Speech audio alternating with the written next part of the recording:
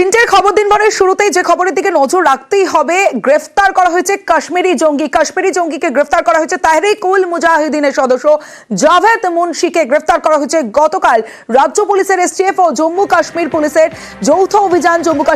যৌথ অভিযানে ক্যানিং এ শ্বশুর বাড়ি থেকে গ্রেফতার করা হয়েছে জঙ্গিকে। কাশ্মীরের শ্রীনগরের তাংপুরাতে বাড়ি রয়েছে এই জাভেদ মুন্সির, যেমনটা জানা যাচ্ছে।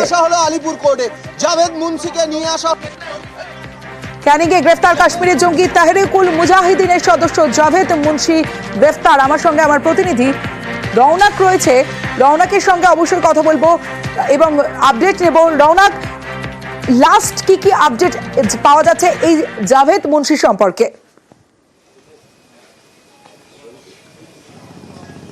দেখো, তাহরিকুল মুজাহিদিনের একজন সক্রিয় সদস্য এই জাভেদ মুন্সি, এবং এই তাহরিকুল মুজাহিদিন 1990 সালে ফর্ম হয় এবং 2019 সালে ভারতের স্বরাষ্ট্র দপ্তর থেকে এটিকে কিন্তু নিষিদ্ধ সংগঠন হিসাবে ঘোষণা করা হয়। কারণ লস্কর ই তয়বা অর্থাৎ পাকিস্তানের যে জঙ্গি সংগঠন তার সঙ্গে কিন্তু সরাসরি যোগ রয়েছে।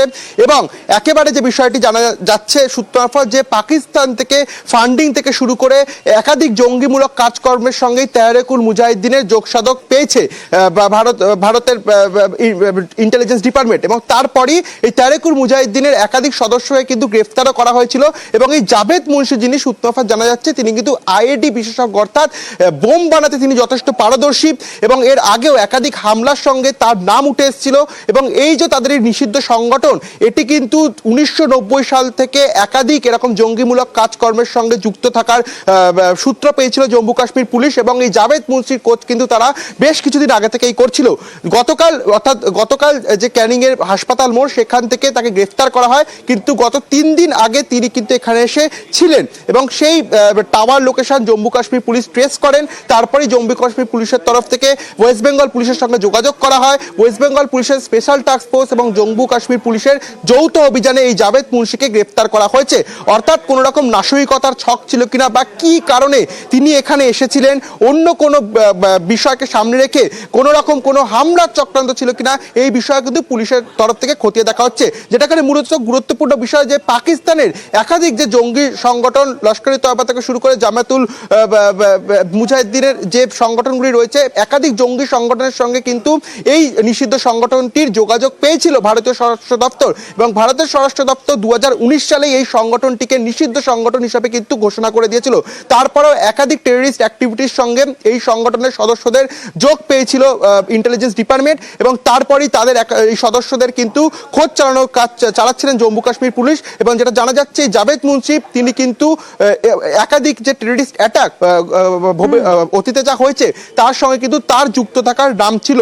তাকে খোঁজ করার জন্য কিন্তু জম্মু কাশ্মীর পুলিশ তার মোবাইল টাওয়ার লোকেশন চেক করেন এবং তার গতিবিধির উপর নজর রাখে। তারপর গত 3 দিন আগেই তিনি যে ক্যানিংয়ে এসেছিলেন সেটা তাদের কাছে খবর যায়, তখনই কিন্তু তৎক্ষণাৎ ওয়েস্ট বেঙ্গল পুলিশের সঙ্গে যোগাযোগ করে তারা যুগ্ম যে অভিযান, সেই অভিযান করে তাকে গ্রেফতার করেন। জাভেদ মুন্সিকে সেখানেই গ্রেফতার করা হয়। রৌনক, সঙ্গে থাকো। ক্যানিং এর নজরে গুলশান হাউস, কেন উইন্টার গিফটস গুলশান হাউস, এখান থেকেই গ্রেফতার করা হয়েছে কাশ্মীরি জঙ্গি জাভেদ মুন্সিকে। আপনাদের জানিয়ে রাখি, নভেম্বর মাসে এই বাড়ি ভাড়া নেয় জাভেদ মুন্সির শ্বশুর বাড়ির আত্মীয় যারা রয়েছেন তারা, আর সেখান থেকেই গতকাল রাতে গ্রেফতার করা হয় কাশ্মীরি জঙ্গি জাভেদ মুন্সিকে। সরাসরি চলে যাব, আমার সঙ্গে আমার আরো এক প্রতিনিধি রয়েছে ঠিক ওই গুলশান হাউসের সামনে থেকে, অনুপ রয়েছে আমার সঙ্গে। অনুপের সঙ্গে কথা বলবো। অনুপ, যে বিষয়টা তোমার কাছে জানতে চাইবো, এই যে নভেম্বর মাসে ভাড়া এসেছিল, পাড়া প্রতিবেশীরা তাদের যে গতিবিধি দেখে কি কোনো সন্দেহ হয়েছিল? পাড়া প্রতিবেশীরা তারা কি বলছে? দেখো, পাড়া প্রতিবেশীরা যেটা জানিয়েছে যে দীর্ঘদিন ধরেই কিন্তু এই যে ব্যক্তি তিনি কিন্তু এইখানে আসতেন, কারণ তিনি প্রতি বছরই এই শীতের সময় কিন্তু তারা এই দক্ষিণ 24 পরগনার ক্যানিং এ কিন্তু তারা ব্যবসা করতে আসেন এবং এই ব্যবসার শেষে কিন্তু তারা আবার কিন্তু জম্মু কাশ্মীরে ফিরে যায়। এবং গত এবছরই নভেম্বর মাসে এই যে বাড়িটি তোমাকে দেখাবো, এই যে বাড়িটিতে কিন্তু তারা প্রথম কিন্তু আসে এবং ভাড়া নেয়, এবং ভাড়া নেওয়ার পরে কিন্তু এই বাড়িতে তারা থাকেন এবং শুধু শুধু তাই নয়, এই বাড়িতে গতকাল রাতে কিন্তু পুলিশ এই যে হচ্ছে যাকে জঙ্গি সন্দেহ করে পুলিশ তাকে গ্রেপ্তার করে নিয়ে যায়, এই বাড়িতে নিয়ে আসে বলে এমনই কিন্তু দাবি করছে এই বাড়ির যিনি হচ্ছে মালিক, তিনি দাবি করছেন এবং তিনি জানাচ্ছেন গতকাল রাতে বেশ কয়েকজন পুলিশ তাকে সঙ্গে করে নিয়ে এই যে বাড়িটা তোমাকে আমি দেখালাম সেই বাড়িটায় কিন্তু নিয়ে আসে। তবে ইতিমধ্যে এই যে বাড়ির মালিক তিনি আছেন আমার সঙ্গে, তবে তার সঙ্গে একটু কথা বলবো যে উনি গতকাল রাতে কি দেখেছেন বা কি পুলিশ এসে কি বলেছে আপনাকে। পুলিশ এসে ওনাকে সঙ্গে করে নিয়ে অন্য জায়গায় ছিলেন, ওনার এক আত্মীয় এখানে ছিল বলে ওনার সঙ্গে জিজ্ঞাসাবাদ করে কিছু পাওয়া যায় কি এসেছিল, কিছু পাইনি, চলে গেছে। কতজন পুলিশ এসেছিল? অনেকজন এসেছিল পুলিশ, এবার আমি তো গুনে রাখিনি। তবে দেখো উনি যেটা জানিয়েছেন যে এই বাড়িতে হচ্ছে ভাড়া নিয়েছিল তার বোন বা পরিবারের আত্মীয় স্বজনরা বা শ্বশুর বাড়ির মালিক যিনি ভাড়া দিয়েছিলেন তার কাছে একটু জানার চেষ্টা করো যে দাদা যে ভাড়া নিয়েছিল, ব্যবসার জন্য ভাড়া নিয়েছিল, তাদের গতিবিধিতে কোনো সময় কি কোনো অসঙ্গতি মিলেছে, কোনো সময় কি কিছু টের পেয়েছিলেন তারা? দেখুন আপনি একটু বলুন তো, এই যে এই বাড়িতে যে যারা ভাড়া নিয়েছে তারা যে এখানে নভেম্বর মাসে এসে ভাড়া নিয়েছে, নেওয়ার পরে আপনার কি কোনো সন্দেহ হয়েছিল? না, এইখানে শালওয়ালা দীর্ঘদিন ধরে নাকি ক্যানিং এর ব্যবসা করে, আমি তো ঠিক জানি না। আমার বাড়িতেই প্রথম এসেছে, এই 1 মাস হচ্ছে ভাড়া, এর আগে আমি আর চিনি না।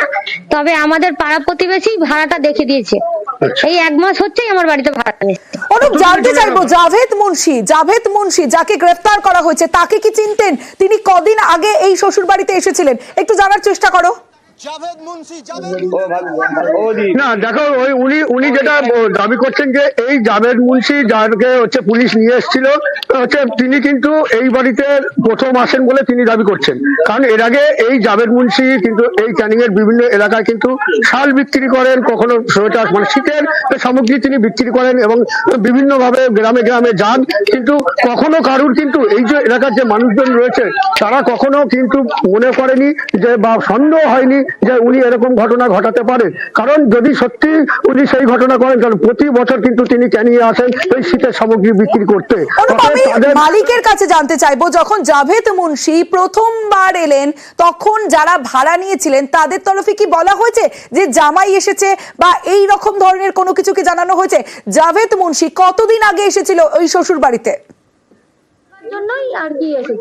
দেখো, এই যে বাড়ির মালকিন তিনি জানিয়েছেন যে এই বাড়িতে প্রথম কিন্তু কালকে হচ্ছে রাতে পুলিশ কিন্তু তাকে নিয়ে আসে। এর আগে কিন্তু জাভেদ মুন্সি এই বাড়িতে আসেননি, তার আত্মীয়রা কিন্তু এই বাড়িটা ভাড়া নিয়েছে গত নভেম্বর মাসে। সেই নভেম্বর মাসে ভাড়া নেওয়ার পরে তারা কিন্তু একটা জানিয়েছে চুক্তি হয়েছে এবং প্রতি মাসে 5,000 টাকা করে এই বাড়ির ভাড়া দেবেন এবং আগামী এপ্রিল মে মাসে কিন্তু এই বাড়ির ভাড়া চুক্তি শেষ হবে।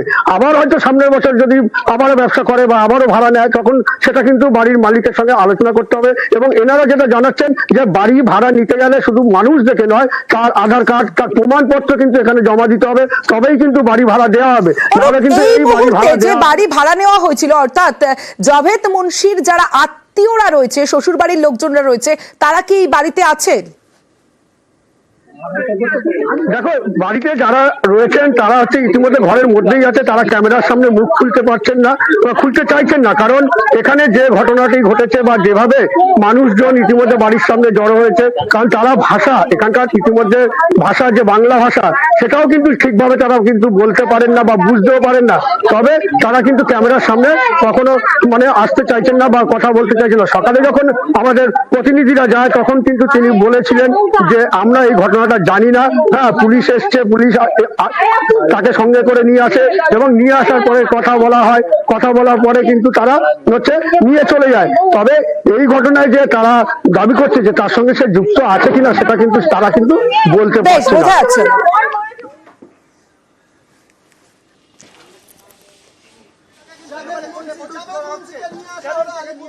वो आए थे, उसको ले लिया, बोला ये लड़की वहाँ है, इसीलिए मेहमान था, वही आया, वही उसी को ले लिया। गुलशन का मतलब हाँ आप लोगों का हाँ, वो उसका जीजा है, उसका जावेद साहब, जावेद उसको तो 25 साल हो गए शादी को हमारी ननद के साथ। आ गया तो हम सोचे जीजा है इसका, तो फिर उसी में उसको बोला, उसको ले लिया। मेरी ननद का पति है, नमक का पुलिया।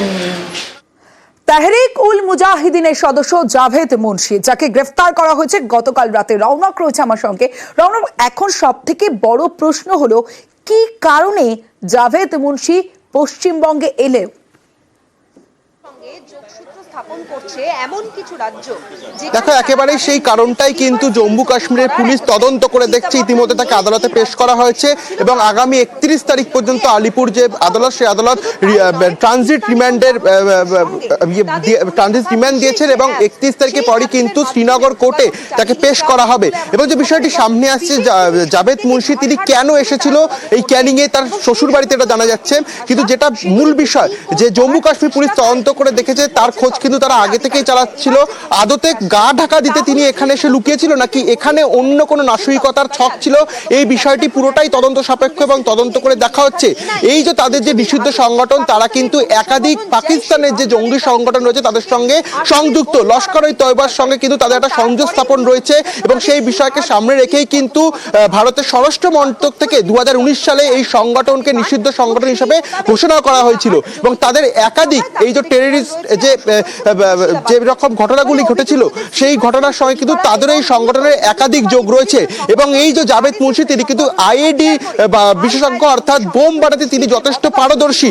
একাধিক হামলায় কিন্তু তারও নাম জড়িয়ে রয়েছে। এই বিষয়গুলোকে সামনে রেখেই তার খোঁজ চালাচ্ছিল জম্মু কাশ্মীর পুলিশ। কিন্তু যে প্রশ্নটা এখানে উঠছে, এই ক্যানিং এ তিনি আদতে গা ঢাকা দিতে লুকিয়েছিলেন নাকি অন্য কোনো উদ্দেশ্য ছিল, কোনো রকম নাশরিকতার ছক ছিল কিনা, সেই বিষয়ে কিন্তু গোটা বিষয়টি তদন্ত করে দেখা হচ্ছে।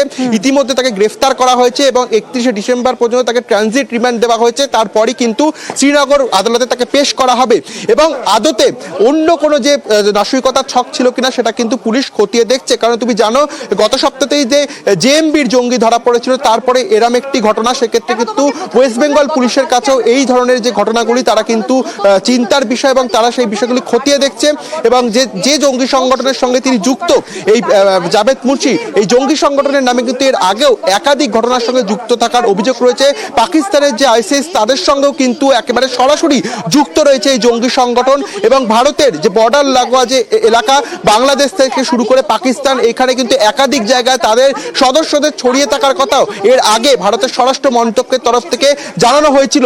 এবং 1990 সালে তাদের এই সংগঠন শুরু হয়। লস্কর-ই-তয়বার সঙ্গে সরাসরি যুক্ত তাদের এই সংগঠন এবং একাধিক জঙ্গিমূলক কার্যক্রমের সঙ্গে তাদের সংগঠনের একাধিক সদস্য জড়িয়ে।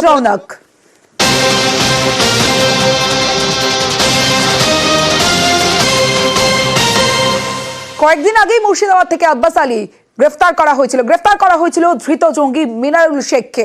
আর এই মিনারুল শেখের হোয়াটসঅ্যাপেই এবার নজর তদন্তকারীদের, কারণ হোয়াটসঅ্যাপ গ্রুপে জঙ্গি কার্যকলাপ, ক্লাস 3 পাশ করে সোশ্যাল মিডিয়ায় পটু ধৃত জঙ্গি। আর কি তথ্য পাওয়া যাচ্ছে জানাবে প্রণব, রয়েছে আমার সঙ্গে। প্রণব, গত দুদিন আগেই তোমার হরিহরপাড়া থেকে মিনারুল শেখ এবং আব্বাস আলী দুজনকে গ্রেপ্তার করে আসামের এসটিএফ এবং হরিহরপাড়া থানা পুলিশের সহযোগিতায়। এই মিনারুল শেখ সম্বন্ধে কিন্তু একাধিক তথ্য পাচ্ছে গোয়েন্দারা।